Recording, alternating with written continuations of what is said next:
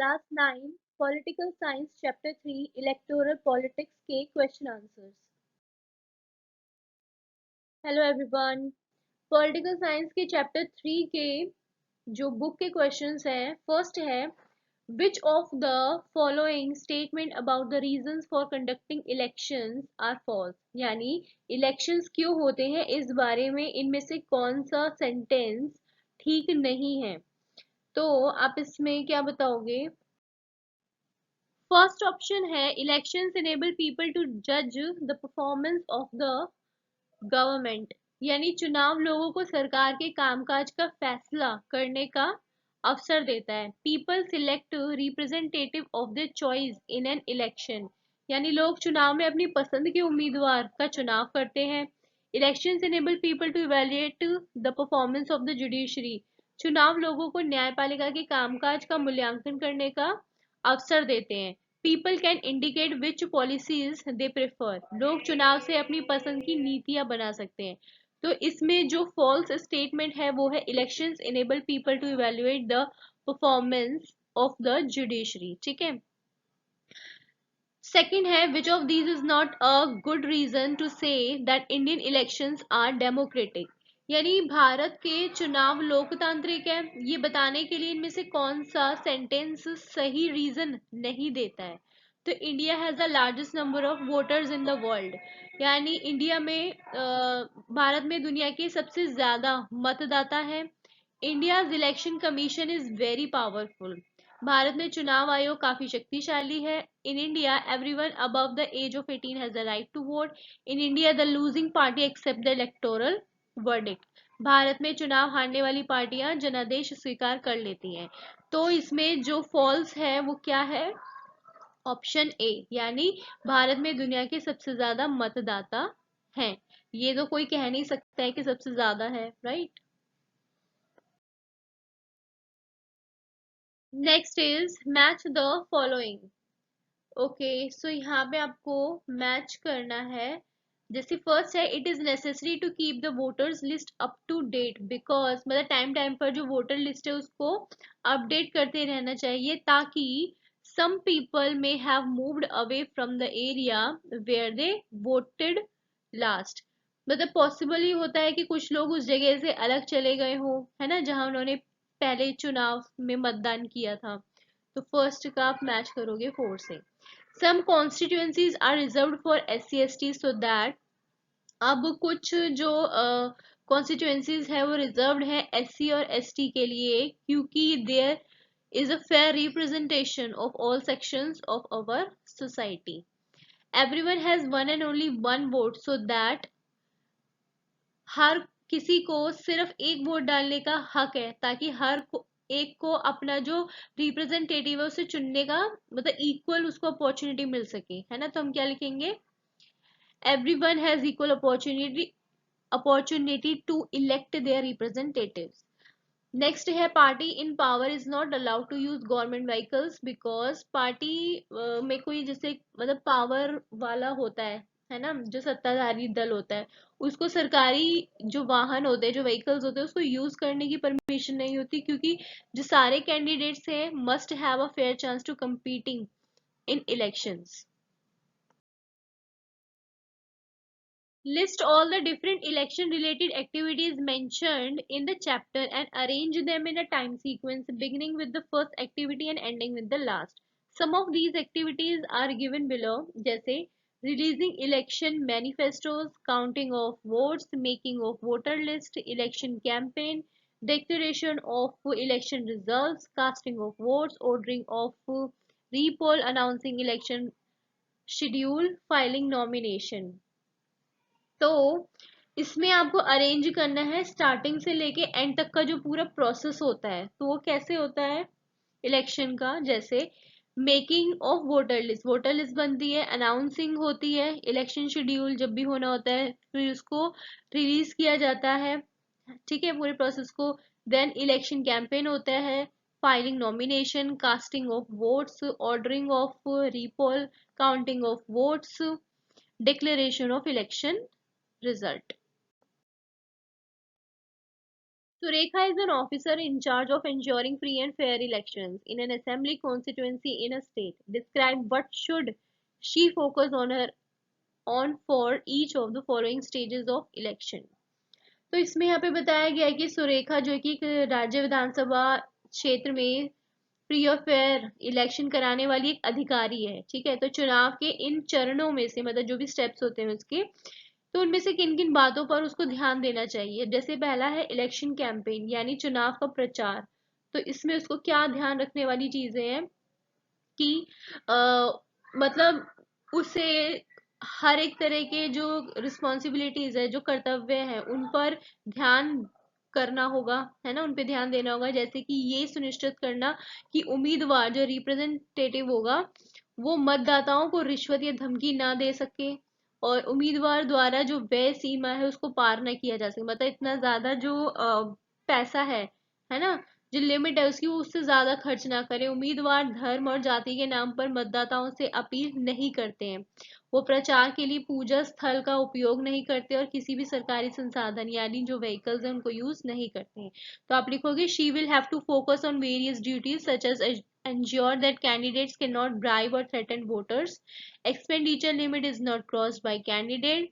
Candidates not appeal to voters in the name of religion or caste. They not use worship place for a campaign or use any government resources. Next है polling day. तो इसमें आप क्या लिखोगे कि she will have to cross check the voters list and check the ID proof of the voters, booth capturing not take place, ensure that free and fair election should be conducted. मतलब उन्हें मतदाताओं की जो सूची है, जो voter list है, उसको क्रॉस चेक करना होगा, और जो वोटर्स हैं उनके आईडी प्रूफ को चेक करना होगा, बूथ कैप्चरिंग नहीं होगी। ठीक है, और ये ध्यान करना है ये कि जो स्वतंत्र और निष्पक्ष चुनाव है वो कराए जाए। The table below gives the proportion of different communities among the candidates who won election to the US Congress. Compare these to the proportion of these communities in the population of the US. Based on this, would you suggest a system of reservations in the US Congress? If yes, why? And for which communities? If no, why not? तो यहाँ पे आपको table दी गई है, जैसे यहाँ पे दिए गए हैं आपको ब्लैक्स, हिस्पैनिक्स और वाइट्स, और साथ ही यहाँ पे आपको प्रोपोर्शन दिया गया है of the community in percentage, जैसे हाउस ऑफ रिप्रेजेंटेटिव्स और पॉपुलेशन दी गई है यूएस की। ठीक है, तो यहाँ पे आपको क्या बताना है कि अमेरिकी कांग्रेस के चुनावों के जो जीते हुए उम्मीदवार हैं उनमें अमेरिकी समाज समाज के जो डिफरेंट समुदाय हैं उनके सदस्यों का क्या अनुपात था, ये किस अनुपात में जीते, इसकी तुलना अमेरिकी समाज में इन समुदायों की आबादी के अनुपात से करनी है हमको, जिसके बेसिस पर क्या आप अमेरिकी संसद के चुनाव में भी आरक्षण का सुझाव देंगे, अगर हाँ तो क्यों और किस समुदाय के लिए, और अगर नहीं तो क्यों। तो यहाँ पे आप ये टेबल्स में देख के बता सकते हो कि ब्लैक और हिस्पैनिक्स जो है should be given reservation in US, उनको रिजर्वेशन दिया गया है यूएस में। ठीक है, Congress as per their percentage in the US population, अमेरिकी जो पॉपुलेशन है उसमें उनके परसेंटेज के अकॉर्डिंग अमेरिकी कांग्रेस में अश्वेत जो है ना, जो ब्लैक है, और जो हिस्पैनिक्स है उनको रिजर्वेशन दिया जाना चाहिए। क्योंकि जैसे कि आप इनकी जो आंकड़े हैं वो देख सकते हो कि जो व्हाइट हैं उनके सबसे ज्यादा है ना, तो इसीलिए इन दो को रिजर्वेशन देना जरूरी है। Can we draw the following conclusions from the information given in this chapter? Give two facts to support your position for each of these. हमें यहाँ पे इनके दो conclusions देने हैं। जैसे यहाँ पे पहला है Election Commission of India does not have enough powers to conduct free and fair elections in the country. India के जो इलेक्शंस हैं उसको देश में स्वतंत्र और निष्पक्ष फ्री और फेयर इलेक्शन करा सकने लायक पर्याप्त अधिकार नहीं है। ठीक है, यानी इलेक्शन कमीशन को। तो आप इसमें क्या दोगे कि the election commission of India is powerful enough to conduct free and fair election. जैसे पहला है It implements the code of conduct and punishes any candidate or party that violates it.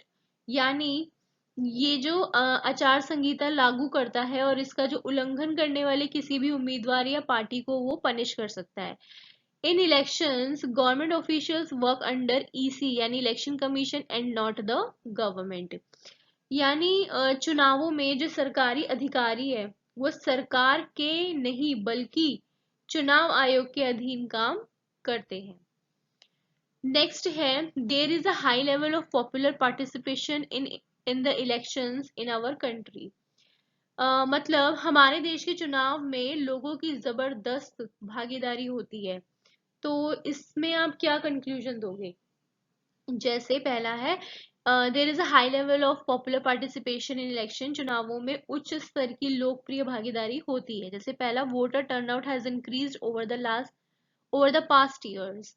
पिछले वर्षों में मतदान जो है वो मतदान का जो परसेंटेज है ना, वोटिंग का, उसमें वृद्धि हुई है. Election related activities in the last few years have seen larger participation by the people.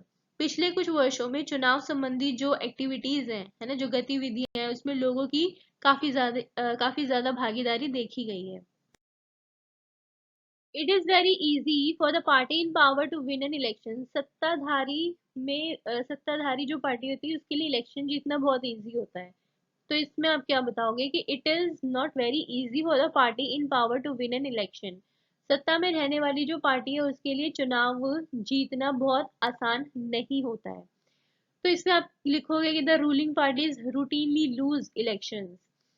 यानी जो रूलिंग पार्टी होती है वो मतलब एक रूटीन से, है ना, नियमित रूप से चुनाव हारते रहते हैं वो लोग. Candidates who are known to spend a lot of money often lose elections. जो उम्मीदवार बहुत ज्यादा पैसा खर्च करने के लिए जाने जाते हैं ना, वो अक्सर चुनाव हार जाते हैं.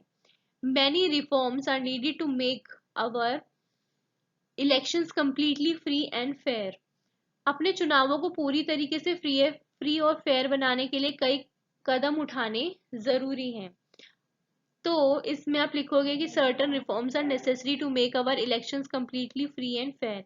जैसे पहला है, to ensure that independents and small parties not suffer in elections. ये सुनिश्चित करना कि चुनावों में जो निर्दलीय है और जो छोटी पार्टी है उनको नुकसान ना हो. To ensure candidates with criminal records not participate. यानी ये सुनिश्चित करना कि जो अपराध है ना, रिकॉर्ड वाले जो उम्मीदवार है, मतलब जिनके ऊपर कोई केस चल रहा है, वो हिस्सा ना ले. 8 क्वेश्चन है, Chinappa was convicted of torturing his wife for dowry. Sadbir was held guilty of practicing untouchability. The court did not allow either of them to contest elections. Does this decision go against the principles of democratic elections? मतलब जो चिनप्पा है उसको दहेज के लिए अपने पति को परेशान करने के जुर्म में सजा मिली थी. सदबीर को छुआछूत मारने का दोषी माना गया था. तो दोनों को अदालत ने चुनाव लड़ने की इजाजत नहीं दी. क्या ये फैसला लोकतांत्रिक चुनावों के बुनियादी सिद्धांतों के खिलाफ जाता है? तो इसके कंसर्न में आप क्या लिखोगे कि ये जो फैसला है लोकतांत्रिक चुनाव के सिद्धांतों के खिलाफ नहीं है. कोई भी जो व्यक्ति है जो किसी अपराध के लिए दोषी ठहराया जाता है उसे समाज का हिस्सा बने रहने का अधिकार नहीं है और इसीलिए उसे चुनाव लड़ने का कोई अधिकार नहीं है.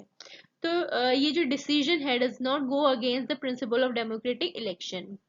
Any person who is convicted for a crime has not right to remain a part of the society and hence has no right to contest the election.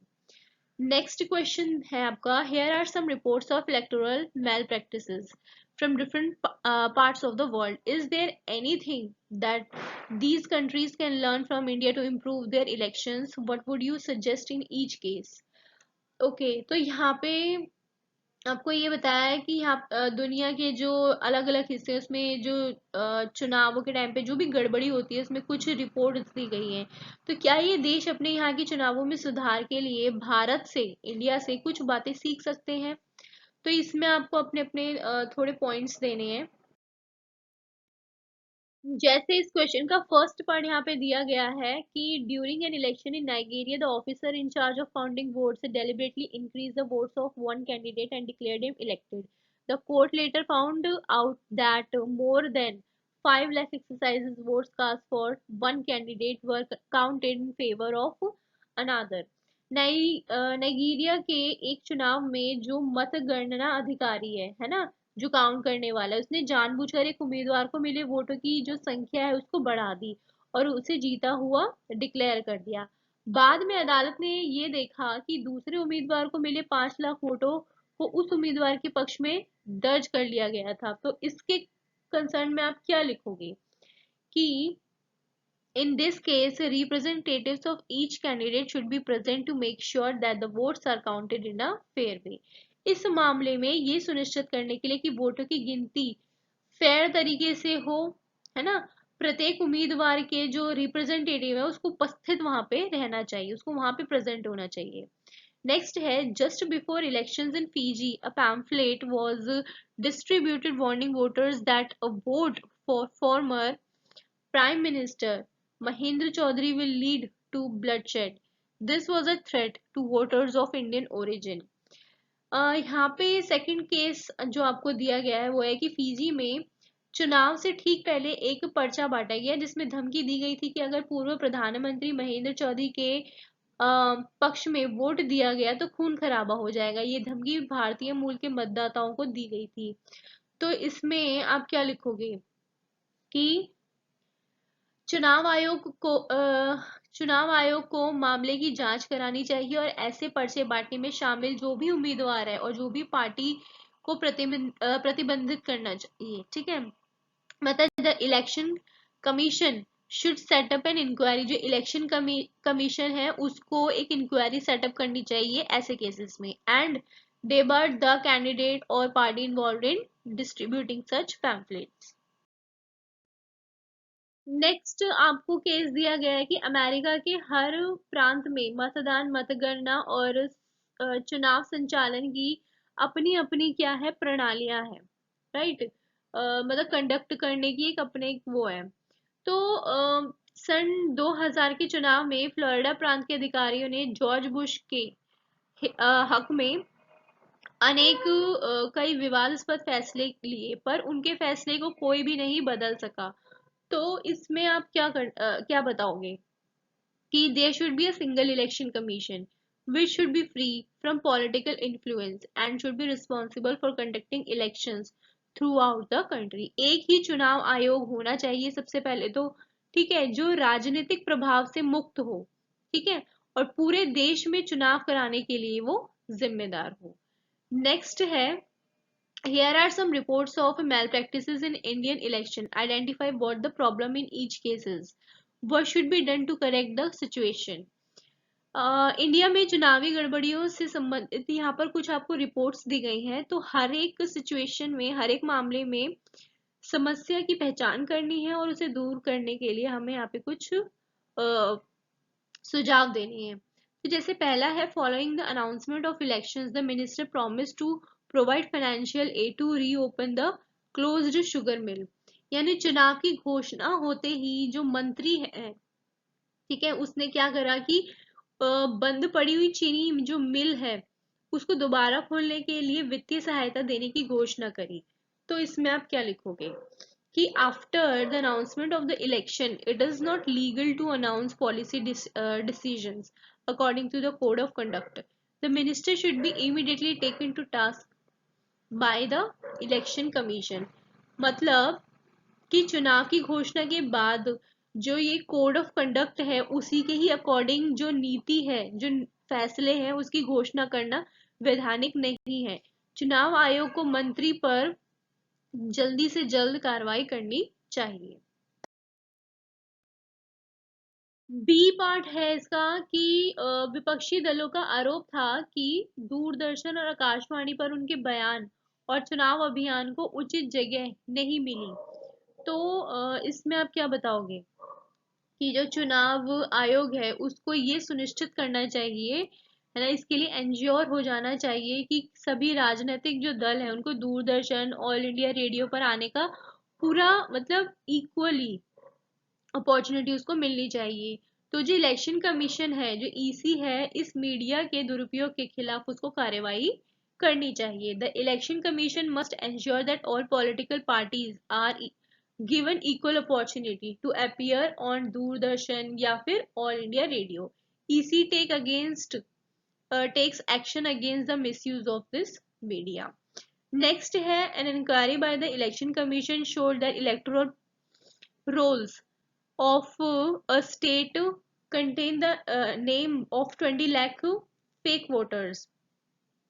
यानी चुनाव आयोग की जांच से एक राज्य की मतदाता सूची में 20 लाख फर्जी जो वोटर्स हैं उनके नाम मिले हैं। तो ऐसे में क्या करना चाहिए? फर्जी मतदाताओं की जो मौजूदगी है उसका मतलब है कि चुनाव में मतदाता सूची तैयार करने वाले जो अधिकारी हैं उसने कुछ धांधलेबाजी करी है ना? तो चुनाव आयोग को नई मतदाता सूची की तैयारी की निगरानी करनी चाहिए। नेक्स्ट है, the hoodlums of a political party were moving with guns, physically preventing supporters of the other political party to meet the voter and attacking meetings of other parties। Means एक राजनीतिक दल के गुंडे जो हैं वो बंदूकों के साथ घूम रहे थे, दूसरी पार्टी के लोगों को मतदान में भाग लेने से वो लोग रोक रहे थे, तो दूसरी पार्टी की चुनावी सभाओं पर हमले कर रहे थे। तो ऐसे में क्या किया जाना चाहिए? तो ऐसे में जो इलेक्शन कमीशन है उसको ऑर्डर देना चाहिए अरेस्ट करने के लिए उन लोगों को, है ना? तो जो हुड़दंगी है, जो दंगेबाजी करे, उसका इस्तेमाल करके राजनीतिक दल अपने जो प्रतिद्वंदी हैं उनको आतंकित कर रहे हैं। तो चुनाव आयोग को उन हुड़दंगियों की जो गिरफ्तारी है उसका आदेश देना चाहिए और पार्टी को चुनाव से रोकना चाहिए। Ramesh was not in class when this chapter was being taught. He came the next day and repeated what he had heard from his father.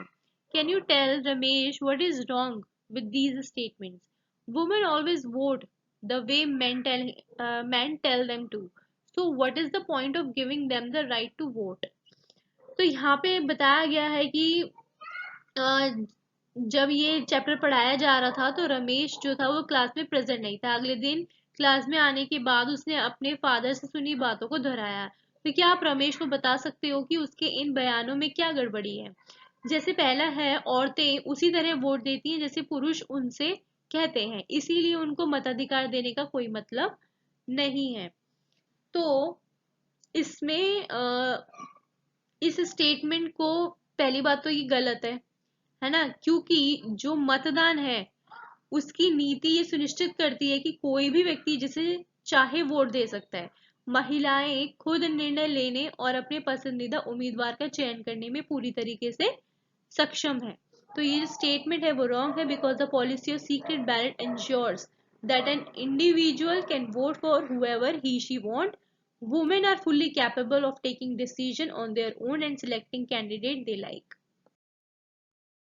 B part है इसका कि पार्टी पॉलिटिक्स से समाज में तनाव पैदा होता है। चुनाव में सबकी सहमति वाला फैसला होना चाहिए और प्रतिद्वंदिता नहीं होनी चाहिए। तो ये कितना सही और कितना गलत है? तो इसमें आप बताओगे कि जो प्रतिस्पर्धा है वो राजनीतिक उम्मीदवारों के लिए निवारक और प्रेरक दोनों के रूप में काम करती है। चुनाव हारने का डर और चुनाव जीतने की प्रेरणा लोगों के पक्ष में काम करती है। ठीक है, नेक्स्ट है, only graduate should be allowed to stand as candidates for election. मतलब कि जो ग्रेजुएट्स होते हैं सिर्फ उनको ही चुनाव लड़ने की इजाजत होनी चाहिए, ऐसा उसके फादर ने उसे कहा। तो क्या ये स्टेटमेंट सही है? तो इसमें आप बताओगे कि educational qualification is not required to understand the people's needs and to represent their interest, therefore it is not necessary for politicians to be graduate. तो ये भी फॉल्स है। यानी लोगों की जरूरतों को समझने और, है ना, उनको क्या चीज की जरूरत है, क्या नीड है, उनके हितों का प्रतिनिधित्व करने के लिए जो एजुकेशनल क्वालिफिकेशन है, यानी कि जो ग्रेजुएशन होना, ऐसी कोई उसकी जरूरत नहीं है। ठीक है, ओके। तो यहाँ पे अब आते हैं इसके कुछ extra question answers. What are elections? Elections क्या होते हैं? ये एक ऐसा मैकेनिज्म है जिसके द्वारा लोग नियमित अंतराल, मतलब एक जो फिक्स्ड गैप आता है उसके बाद जो कंटिन्यूसली जो इलेक्शंस होते हैं, है ना, उस पर अपने प्रतिनिधियों को चुन सकते हैं वो, और चाहे तो उन्हें बदल भी सकते हैं। It is a mechanism by which people can choose their representatives at regular intervals and change them if they wish to do so. Next है, elections are considered essential for any representative democracy. Why? तो इसमें आप क्या बताओगे कि in a representative democracy people rule through their representatives. मतलब प्रतिनिधि लोकतंत्र में लोग अपने प्रतिनिधियों के माध्यम से शासन करते हैं, और it gives an opportunity to the people to decide who will make laws for them. ये लोगों को ये निर्णय लेने का अवसर देता है कि उनके लिए कानून कौन बनाएगा। नेक्स्ट है, व्हाट इज अ कॉन्स्टिट्यूएंसी। तो कॉन्स्टिट्यूएंसी क्या है? चुनावों के लिए पूरे देश को पंजीकृत मतदाताओं के लिए निकाय के साथ सुनिश्चित चुनावी क्षेत्रों में विभाजित कर देते हैं, है ना, डिवाइड कर देते हैं। For election the entire country divided into fixed electoral areas with a body of registered voters. These areas, और उन्हीं एरियाज को क्या कहा जाता है? कॉन्स्टिट्यूएंसीज। नेक्स्ट है, mention any to disadvantage of having political competition. अब पॉलिटिकल कंपटीशन के दो डिसएडवांटेज क्या है? ये क्रिएट करते हैं sense of disunity and factionalism. इससे फूट और गुटबाजी की भावना पैदा होती है, और चुनाव जीतने के लिए पार्टी उम्मीदवार अक्सर गंदी चालें अपनाते हैं। What kind of people can be denied to vote in India? तो किस तरह के लोगों को डिनाई कर दिया जाता है वोट वोट देने से? Some criminals and persons with unsound mind. Next है, mention any two points relating to the model code of conduct for election campaigns. तो इसमें है कि no candidate can use any place of worship for election propaganda. Right, campaigns के लिए किसी भी धर्मस्थल वाली जगह को मतलब नहीं यूज किया जा सकता। और कोई भी पार्टी इलेक्शन के टाइम पर गवर्नमेंट व्हीकल्स को यूज नहीं कर सकती। What is an EVM? EVM क्या है? It is an electronic voting machine which is use to record votes. The machine shows the name of the candidate and symbols. ये एक electronic machine है जिसका यूज वोटों को रिकॉर्ड करने के लिए किया जाता है। मशीन जो है वो उम्मीदवारों के नाम और चुनाव चिन्ह जो सिंबल्स होते हैं उनको दिखाती है। Who appoints the chief election commissioner? कौन अपॉइंट करता है ईसी को? The president of India. What is the difference between a voter and a candidate? अब जो वोटर है और जो कैंडिडेट है उसमें क्या डिफरेंस होता है? जो वोटर होते हैं वो इलेक्ट करते हैं candidates as a voter. A person who elect the candidates as a voter. All the citizens who attain the age of 18 year become voters. मतलब 18 साल का जब कोई होगा या 18 साल से ऊपर का होगा वो वोट देने का अधिकारी होता है, तो वो वोटर होता है। और जो कैंडिडेट है, a person who contest the election is known as candidate. In order to be candidate, the minimum age is 25। एक कैंडिडेट उम्मीदवार बनने के लिए 25 साल या 25 से ज्यादा की उम्र का होना जरूरी है। नेक्स्ट है, what is the importance of elections in a democracy? What is the importance? Importance क्या है इलेक्शंस की एक डेमोक्रेसी में? तो इसमें आप क्या बताओगे कि elections are the axis of democracy। ठीक है, if the government is not working according to the wishes of the people, the voters can change it through election। मतलब जो चुनाव है वो लोकतंत्र की क्या है? एक एक्सिस है, एक धुरी है एक तरीके से। तो अगर सरकार जनता की इच्छा के अकॉर्डिंग काम नहीं कर रही है तो मतदाता चुनाव के जरिए उसे बदल सकते हैं। Mention two functions of the election commission. It grants recognition to political parties. ये राजनीतिक दलों को मान्यता प्रदान करती है, ठीक है। It allot symbol to candidate and political parties. और ये साथ ही साथ क्या करती है? किसी भी पार्टी, पॉलिटिकल पार्टी को सिंबल देती है ना। मतलब उम्मीदवार और राजनीतिक दलों को सिंबल्स प्रेजेंट करती है। What is ballot paper? Name the machine by which these papers have been replaced. अब ये ballot paper जो है ये क्या होते हैं? It is a sheet of paper on which the names of the contesting candidates along with the party name or symbol are listed. These are being replaced by the electronic voting machines. ये जो paper है उसकी एक sheet होती है जिस पर चुनाव लड़ने वाले उम्मीदवार के नाम, पार्टी का नाम और उसका जो सिंबल है वो होता है। ठीक है, इन्हीं इलेक्ट्रॉनिक वोटिंग मशीन के द्वारा क्या कर दिया गया है, replace. Which party had been ruling Haryana since 1982? Since 1982 से कौन सी पार्टी रूलिंग कर रही है हरियाणा में? Congress party. Who was Chaudhary Devilal? Name the party formed by him. Chaudhary Devilal कौन है? He was an opposition leader. He formed a new party called Lokdal. Which promises of Devilal draw in election campaign attract the people? लोगों को अपनी तरफ आकर्षित करने के लिए कैंपेन में उन्होंने क्या वादे किए थे कि waive the loan of small farmer और small business. What was the result of the election in Haryana in 1987? 1987 में हरियाणा के इलेक्शंस में क्या रिजल्ट निकला था कि Lokdal and its partners won 76 out of 90 seat. 90 में से 76 सीट्स उन्होंने जीती थी विद लोकदल अलोन विनिंग, बल्कि लोकदल ने अकेले 60 सीटें जीती थी और Congress could win only 5 seats. Why do we have representatives in most democracies? Okay, तो इसमें आप ये लिखोगे कि अधिकांश लोकतंत्रों में लोग अपने प्रतिनिधियों के जरिए शासन करते हैं क्योंकि सभी मामलों पर निर्णय लेने के लिए हर किसी के पास टाइम और ज्ञान होना पॉसिबल नहीं है। In most democracies, people rule through their representatives because it is not possible for everyone to have time and knowledge to take decisions on all matters. Next है, when does the term of all the elected representatives come to an end? यानी ये जो term है elect करने की representatives को, ये कितने टाइम में एंड होती है? 5 साल, है ना। हर 5 साल में इलेक्शंस होते हैं, इलेक्ट किया जाता है किसी और दूसरे नए उम्मीदवार के लिए। What is a constituency? Constituency क्या है? The country is divided into three into different areas. जो कंट्री है उसको डिवाइड कर देते हैं डिफरेंट एरियाज में इलेक्शन के पर्पज से। These areas are called electoral constituencies. Into how many constituencies in the country divided for Lok Sabha election? तो कितनी कॉन्स्टिट्यूएंसीज है? 543 members of parliament.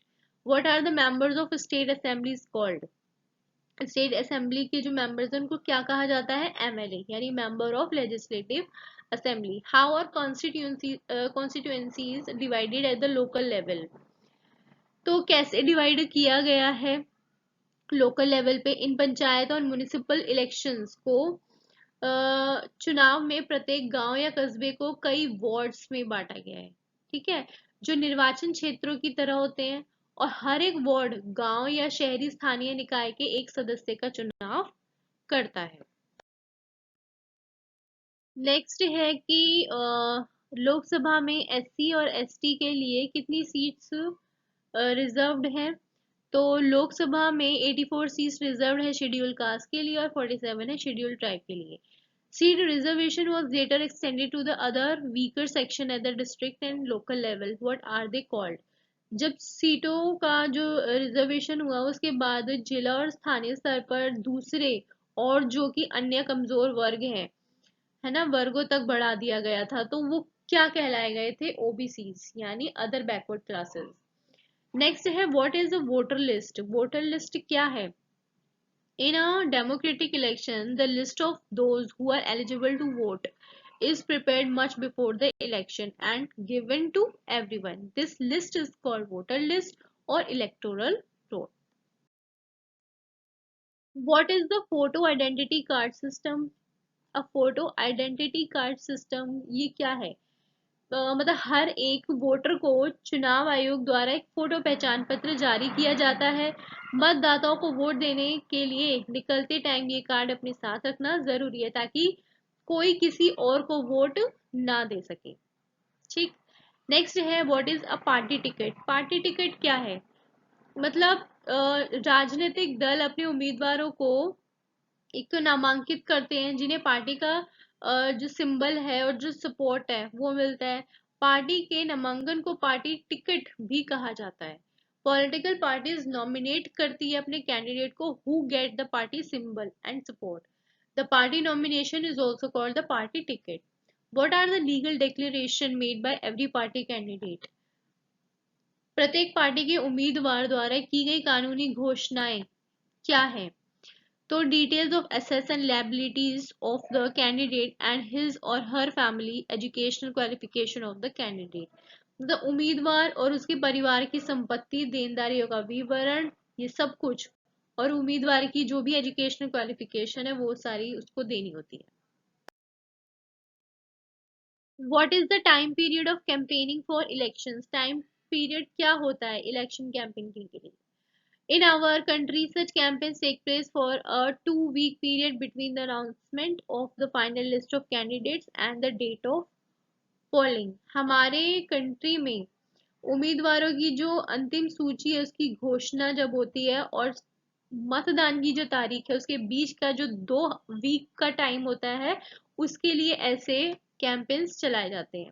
How do the candidate attract the public during election? जो candidates हैं वो कैसे attract करते हैं public को इलेक्शंस के दौरान? तो आप इसमें ये लिख सकते हो कि राजनीतिक नेता जो है वो चुनावी सभाओं को संबोधित करते हैं और राजनीतिक दल अपने समर्थकों को संगठित करते हैं। समाचार पत्र, टेलीविजन के जरिए ये सारा मतलब जो प्रचार प्रसार है वो किया जाता है। आजकल सोशल मीडिया के जरिए भी प्रचार करते हैं, है ना। तो राजनीतिक दल कुछ बड़े मुद्दों पर जनता का ध्यान अपनी ओर केंद्रित करने की कोशिश करते हैं। नेक्स्ट है who is the head of election commission. Election commission का हेड कौन है? Chief election commissioner, CEC is the head of election commission. Mention any to slogans given by different parties in various elections. Election के दौरान जो parties हैं, है ना, different parties होती हैं वो एक स्लोगन्स देती हैं। तो हमें यहाँ पे दो स्लोगन्स बताने हैं किन्हीं पार्टी के। जैसे पहला है गरीबी हटाओ यानी रिमूव पॉवर्टी। ये स्लोगन दिया था कांग्रेस पार्टी ने जिसको लीड कर रही थी इंदिरा गांधी 1971 के इलेक्शन में। फिर है save democracy was the slogan given by Janata Party under the leadership of Jayaprakash Narayan in 1977 Lok Sabha के इलेक्शंस में। Do like, share and subscribe and keep watching. Thank you.